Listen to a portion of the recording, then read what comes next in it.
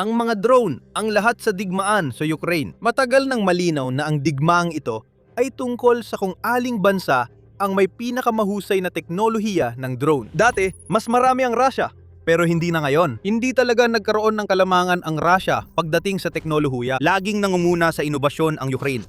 Pagkatapos ng 4.5 taon ng labanan, malinaw na ito. Mayroong isang nagwagi at isang talunan sa digmaan ng mga drone. Ang Rusya ang talunan. At kung may alinlangan ka tungkol dyan, o kahit paano'y iniisip mo pa rin na nananalo ang Rusya sa digmaan ng mga drone, panuurin mo lang kung ano ang ginagawa ng Ukraine sa kanila. Noong Hulyo, 19, may lumabas na kawili-wiling video sa X. Ibinahagi ni na Jay at Kiev. Ipinapakita ng video sa atin ang isang kawili-wiling pagbabago sa pakikidigmang nakabatay sa drone ng Ukraine na hindi inaasahan ng sinuman. Pwedeng hindi agad makita ang pagbabago sa unang tingin. May drone ng Ukraine na may hawak na bagay sa dulo ng mahabang kawad. Bomba kaya yon? Isang pakete ng supply. Wala sa dalawa ang makakapagbago ng takbo ng digmaan. Kakaibang makita ang ganitong bagay na mababa ang pagkakasabit sa ilalim ng drone. Lumabas na wala sa dalawa. Ang nakasabit sa dulo ng kawad ay isang Ukrainian ground robot o UGV na iniangat sa ere ng drone ng Ukraine at dinadala marahil kung saan man ito kailangan ng Ukraine para magsagawa ng atake o tumulong sa lohistika. Sa 8 segundo ng video, nakita natin ang galing ng mga Ukrainian. Isang mabigat na bomber drone ang nagbuhat ng tinawag ng Euromaidan Press na eksplosibong ground robot mula sa lupa. Malaki ang epekto nito. Ang mga bomber drone, gaya ng sinasabi sa pangalan, ay nagbabagsak ng mga bomba sa mga posisyon ng Ruso. Iba ang explosive UGVs. Kaya nilang magdala ng kasing dami o mas maraming firepower kaysa sa bombang karaniwang ibinabagsak. Ngunit, iba ang gamit nila. Ang UGV ay maaaring ilapag sa lupa at pagkatapos ay gabayan papunta sa napiling target. Ang dating bombang tumatalbog lang sa ibabaw ng bunker ng Ruso ay napalitan ng kamikaze UGV na pumapasok mismo sa bunker na iyon at pinapasabog ito mula sa loob. Ayaw isipin ito ng mga komander ni Putin habang naghahanap sila ng paraan para ipakitang nananalo ang Russia sa digmaan. Kung kaya ng Ukraine ang ganitong operasyon gamit ang UGV, minsan kaya nila ulitin ito. Malapit nang maging karaniwan ang tanawin ng mga eksplosibong UGV na dinadala sa ibabaw ng larangan ng digmaan. Marahil ay may mga FPV drone na nakapaligid at tututok sa sinumang Ruso na lalabas sa taguan para pabagsakin ang UGV ay magiging karaniwan na sa buong Ukraine. Kahit di natin alam ang naging kapalaran ng UGV sa video bilang isang eksplosibong ground robot, mahuhulaan natin ang posibleng nangyari pagkatapos. May target ng Russia na nabutas at pagkatapos ay winasap. May naunang halimbawa ng paggamit ng Ukraine ng UGVs bilang pang-atake. Hindi rin palaging palihim ang Ukraine tungkol dito. Noong Enero, nilagyan ng mga sundalo mula sa 2nd Army Corps ng bansa ang isang UGV ng 12 mina na dinala nito sa layong 20 kilometro bago pasabugin ang isang bunker ng Russia. Mas sopistikado na ang operasyon ng labanan gamit ang UGV ngayon. Noong Abril, ginamit ng Ukraine ang mga ground robot para sakupin ang posisyon ng Russia na tinawag ni Pangulong Volodymyr Zelensky na unang operasyon sa mundo. Noong Hulyo, nakapagtala ang Ukraine ng isa pang kauna-unahan sa mundo nang gumamit ito ng maritime drone para maghatid ng UGV sa Kinburn Spit na nagresulta sa pagpapaputok ng UGV sa isang posisyon ng Russia. At noong ika-17 ng Hulyo, iniulat ng Forbes na muling nabawi ng Ukraine ang isa pang lugar ng paglusot ng Russia gamit ang kombinasyon ng mga drone at robot upang pabagsakin ang isang grupo ng mga Ruso malapit sa Dobropelya. Napakalawak ng mga posibleng gamit sa labanan ng pagbabagong ito sa estratehiya ng drone ng Ukraine. Isipin mo ang maliit na armada ng mga UAV. Bawat isa may dalang robot na may sariling layunin. Unang inihuhulog ang mga kamikaze UGV kasabay ng mga FPV drone. Gumugulong ang mga ito at sumasabog sa posisyon ng Russia. Sa likod nila ay may iba pang mga combat UGV na may dalang mabibigat na machine gun na nagpapaputok sa mga wasak na posisyon at nagpapalabas ng mga mensahe mula sa mga loudspeaker na nagsasabing kailangan sumuko ng mga mananakop o mamamatay sila. Kung kinakailangan, maaaring maipalipad pa sa labanan ang iba pang mga ground robot na may supply para suportahan ang tropang Ukrainyano. Posible ito dahil natutunan na ng Ukraine kung paano i-airlift ang UGV nila. Tunay na kausayan. Ginawang sining ng Ukraine ang drone warfare pero maliit na bahagi lang ito ng realidad na matagal nang napilitang harapin ng Russia. Parehong may drone ng magkabilang panig. Ngunit ang tanong ay kung sino ang mas mahusay gumamit at gumawa ng di inaasahang estratehiya. Laging nangunguna ang Ukraine sa bawat pagkakataon. Ang nakikita natin sa lupa at himpapawid ay paulit-ulit na nagpapahayag ng parehong mensahe. Mali ang nag-aakalang nananalo ang Russia sa karera ng mga drone. Nangunguna ang Ukraine at ganun na sa halos buong 2026. Sandali muna tayong tumutok sa mga UGV. Kahanga-hanga ang pag-unlad ng mga UGV sa disenyo at paggamit sa digmaan sa Ukraine. Dati, ginagamit lang ito sa lohistika. Maraming ground robot ang nagdadala ng supply sa harap at nagliligtas ng tropa, imbes na mga sundalo. Kaya sila ang ginagamit para ilikas at dalhin sa ligtas na lugar sa likod ng labanan. Gayunpaman, mas madalas na ginagamit ang mga UGV sa labanan. Nilalagyan na ngayon ng mga machine gun ang mga UGV Kaya nilang paputukan ang mga posisyon at magdala ng mga bomba na pwede nilang gamitin para pasabugin ang mga iyon. May ilang UGV na may thermal night vision na nagbibigay daan para sa mga operasyon kahit sa dilim, ulat ng Euromaidan Press. Ang mga kamikaze UGV na nakikita natin ngayon na lumalabas sa larangan ng labanan ay kaya pang gawin ang isang bagay na hindi kayang gawin ng mga UAV ng Ukraine. Diretsong magmaneho sa bukas na bunker o lumapit sa isang kagamitan at sumabog. Aminado ang Ukraine na posibleng maging malaking pagbabago ang mga UGV.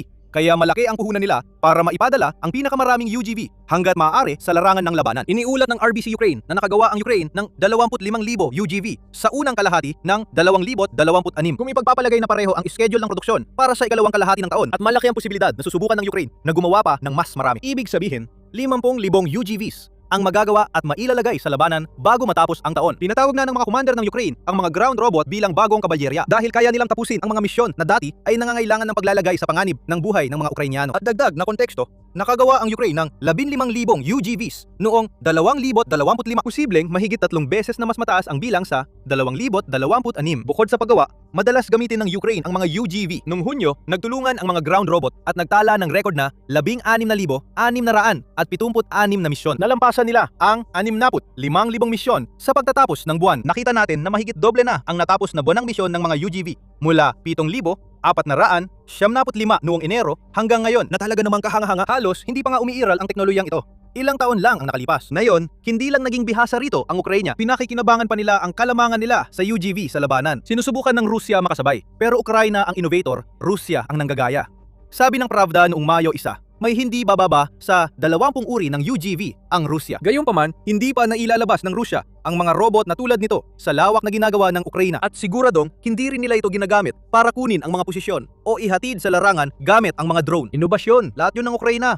May problema rin ang Rusya sa mga parusa dahil 10 sa 20 kumpanyang gumagawa ng Russian ground drones ay pinatawan ng US ng parusa. Ilan sa kanila ay pinaparusahan din ng Ukraine at European Union. Ang mas maigpit na parusa sa mga gumagawa ng Russian ground robots ay makakatulong sa Ukraine na palawakin ang dati ng matibay na kalamangan nito hanggang maging imposibleng habulin. Sapat na ang tungkol sa UGVs. Gaano man sila kahalaga, dalubhasa ang Ukraine sa digmaan ng drone. Hindi lang sa isang aspeto. Hindi kami nagsisinungaling. Isa pang larangan kung saan nanguna ang Ukraine ay sa mga malalayuang pag-atake at isang kamakailang pag-atake na isinagawa ng Ukraine ang nagpapakita nito. Bago tayo pumunta dyan, isang mabilis na paalala. Pinapanood ninyo ang military show. Kung hindi ka pa nakakapag-subscribe sa channel, ngayon na ang tamang panahon para pindutin ang button na yan at pindutin ang notification bell para isa ka sa mga unang makakapanood ng aming mga daily na video. Dadalhin namin kayo sa isang malakihang pag-atake na isinagawa ng Ukraine magdamag papasok ng Hulyo 21.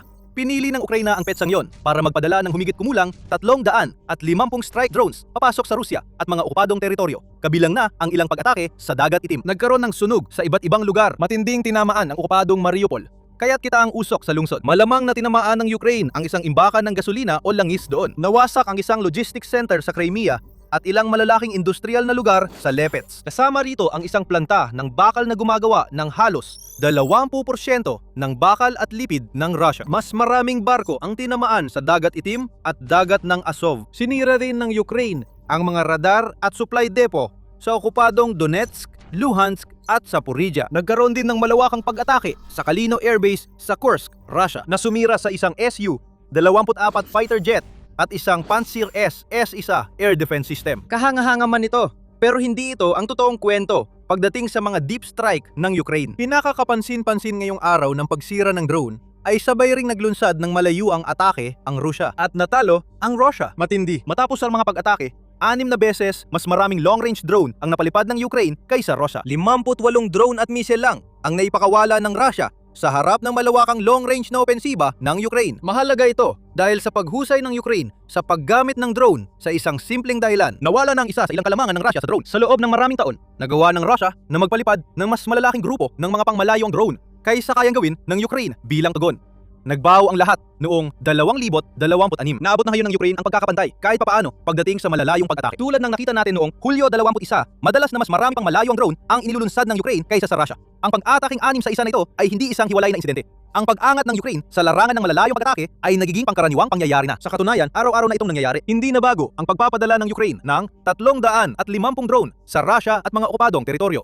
At hindi rin ito bagong record. Ayon kay Pangulong Volodymyr Zelensky noong Hunyo, 300 hanggang 350 strike drone ang karaniwang inilulunsad ng Ukraine kada araw. Dahil pinalawak ng bansa ang kampanya ng malalayong pag-atake para sirain ang langis ng Russia, sirain ang base militar at makinarya ng digmaan ng Russia mula sa loob. Hindi rin namin gusto magbigay ng impresyon na laging mas maraming drone ang inilulunsad ng Ukraine kaysa Russia. Kaya nga namin nabanggit ang pagkakapantay-pantay. May mga araw na mas marami ang inilulunsad ng Russia, may mga araw naman na ang Ukraine. Pero ang totoo, naabot ng Ukraine ang ganitong bilang. Lalo na kung ikumpara mo ang tumpak nilang pag-atake sa Russia na basta na lang tumatarget. At kadalasan, lungsod ang tinatamaan. Ibig sabihin ay nangungguna ang Ukraine. Dapat ay nakita na ng Russia ang pagbabagong ito simula pa lang ng taon. Sa unang 4 na araw ng 2026, mas marami ang drone na inilunsad ng Ukraine laban sa Russia kaysa sa inilunsad ng Russia sa Ukraine. Abala ang Ukraine sa pagbasag ng long-range na record. Noong gabi ng Hunyo 17-18, sinabi ng Russian Air Defense na napabagsak nila ang 900 drone ng Ukraine sa overnight attack. Kasunod ito ng Hunyo 6 na pag-atake kung saan sinabi ng Russia na nakabagsak sila ng 911 drone. Sobrang grabe ng mga numerong ito. Hindi dapat maabot ng Ukraine ang mga iyon. Pero nagawa nila. Kaya napipilitan ngayon ang Russia na baguhin ang kanilang estratehiya dahil sa pag-angat ng Ukraine sa long-range na labanan. Ilang taon na ang nakalipas, medyo kampante pa ang Russia. Daan-daang kilometro ang layo mula sa frontline. Hindi kayang tama ng Ukraine ang mga target sa loob ng Russia. O kung meron man, hindi madalas. Pero ngayon, nagbago na ang lahat. Mas marami ng atake ang kayang isagawa ng mga drone ng Ukraine na yon ng eksakto at sa dating di akalang distansya. Sa katunayan, isa pang mahalagang punto ang distansya. Noong Hulyo 7, inatake ng Ukraine gamit ang drone ang Omsk refinery. Kinailangan ng mga drone ng Ukraine maglakbay ng hindi bababa sa 2,500 kilometro para magawa iyon. Ang ganitong abot ay nagpapahiwatig sa Russia na wala nang ligtas na maitago sa sarili nitong teritoryo at hindi na nito napipigilan ang ganitong mga pag-atake. Oo, madalas sabihin ng Ministry of Defense na perpekto ang pagharang nila.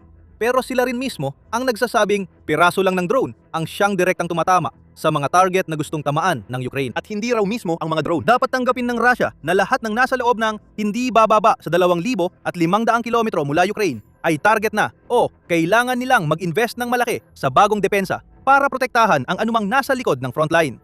Hindi rin sasapat ang investment na yon. Mahirap magtayo ng bagong air defense dahil sa sanctions at kakulangan sa pera matapos ang 4 na taong matinding gastos militar. Kaya nangunguna ang Ukraine sa Russia sa ground drones at nagsisimula na ring manguna sa long range. Tungkol naman sa frontline, nakakakita tayo ng halos kaparehong sitwasyon doon. Ayon kay dating Commander-in-Chief ng Sandatahang Lakas ng Ukraine, Alexander Sirski, may kalamangan ang Ukraine sa Russia ng 1.5 sa isa sa mga FPV drone sa karamihan ng frontline. Kasabay ng pag-anunsyo niya, lumabas ang balita na ang mga drone operator ng Ukraine ay nagsagawa ng mga pag-atake laban sa 100 at 80,000 beripikadong target noong Mayo lamang. Malaki ang ratio ng mga pag-ataking ito at ang katotohanan ng hawak na ngayon ng Ukraine ang pamumuno sa FPV ay nagpapakita kung paano naging mahalagang bahagi ng kanilang estratehiya ang pagpapalit ng mga sundalo ng mga drone. Nakikita rin natin ito sa mga bilang ng produksyon. Noong Hulyo, kinumpirma ng Ukraine na magtatayo ito ng humigit kumulang 10 milyong drone sa 2026 at mayroon itong kapasidad sa produksyon na kayang doblehin pa ang bilang na yon kung makakakuha sila ng sapat na pondo para gawin ito. Dumarating na ang pondo na yon. Lumagda ang Ukraine ng isang napakalaking kasunduan na nagkakahalaga ng $1.1 bilyong para sa mga drone kasama ang European Union. Nadadagdag ito sa iba pang drone agreements na pinipirmahan nila sa iba't ibang bansa. Ayon kay Zelensky, binubuo rin ang kooperasyon ng 20 bansa para sa drone production na makakatulong sa Ukraine na mangguna pa. Nangungguna ang Ukraine sa interceptor drone habang ang Russia ay pangunahing umaasa pa rin sa mga air defense system na dinisenyo para labanan ang mga missile at eroplano upang pabagsakin ang mga drone. May bagong henerasyon ng interceptor drone ang Ukraine. Mahalaga rito ang gastos at bisa.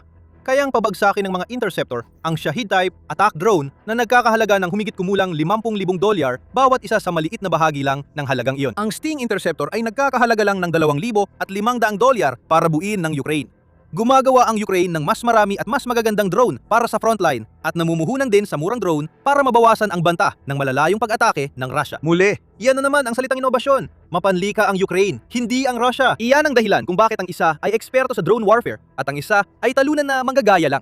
Bago magtapos, may isa pa tayong aspeto ng drone war na pag-uusapan, mga pag-atake sa gitnang distansya. Noong 2026, lumitaw ang bagong henerasyon ng mga mid-range strike drone na nagbigay daan sa Ukraine na umatake sa mga okupadong rehiyon na dati nilang di magawa. Hindi abot ng FPV drone ang malalayong distansya. Kaya long-range drone ang kailangan laban sa Russia. May drone na ngayon ang Ukraine na kaya umatake sa 50 hanggang 200 kilometro na saklaw na maaari nitong gamitin para sirain ang mga logistics ng Russia at wasakin ang mga mahahalagang target tulad ng mga command post, mga imbakan ng bala at mga lugar kung saan nagtitipon ang mga tropa. Ang mga ruta ng supply ng Russia sa malapit na likurang bahagi ay naging lugar ng panganggaso para sa mga mid-range strike drone na ito. Karamihan dito ay gumagamit ng artificial intelligence para automatikong tukuyin at subaybayan ang mga target bago payagang umatake. Isa pa yan sa mga larangang nangungguna ang Ukraine. Parehong may AI ang magkalaban, ngunit mas mahusay itong ginagamit ng Ukraine. Ginagamit ng Ukraine ang mga drone para atakihin ang convoy ng Russia, kabilang ang armored vehicles at truck ng gasolina o supply na nagtatangkang maghatid ng kardamento sa frontline.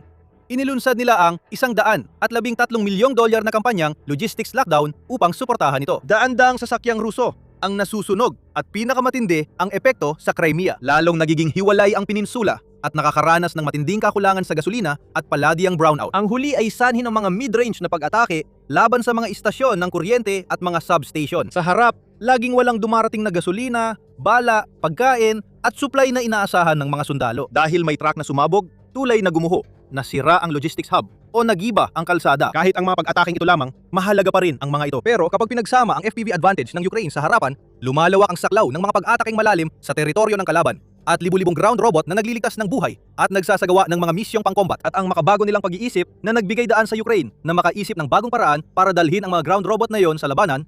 Yan ang recipe para sa kapahamakang sasapit sa Russia. Akala ng Russia magaling sila sa digmaan at kayang wasakin ng Ukraine gamit ang Soviet tactics. Pero nabigo sila at dahil sa tuloy-tuloy na suporta ng kanluran, nakaligtas ang Ukraine sa unang mga buwan at taon ng pananakop. Nagsimimulang magbago ang takbo ng digmaan. Ngayon, nakikita na natin ang pagbaligtad nito. Ang Rusya ay humahabol pa rin habang umaasa pa rin sa mga estratehiyang nangangailangan ng pagsasakripisyo ng mga sundalo para umusad. Mas maraming at mas mahusay na drone ang ginagawa ng Ukraine at nabago nito ang anyo ng digmaan. Ang Ukraine ang nangunghuna sa mga drone at hindi pa nga natin nababanggit ang isa sa mahahalagang uri ng drone na nagbigay sa bansa ng reputasyong iyon. Mga pandagat na drone. Oo, nangunguna rin ang Ukraine sa bahaging ito ng digmaang drone. At kung kailangan mo ng patunay tungkol dyan, may nakahanda kaming perpektong video para ipakita. Pinakawalan na ng Ukraine ang Moby Dick, isang bagong plataporma ng pandagat na drone na may malawak na saklaw, maraming uri at sapat na lakas para sa halos anumang uri ng misyong pandagat. Alamin pa sa panunood ng aming pagsusuri. Bago mo gawin yon, huwag kalimutang mag-subscribe sa Military Show. Naglalabas kami ng mga ganitong video araw-araw. Gusto ka naming makasama sa paglalakbay namin. At salamat sa panonood.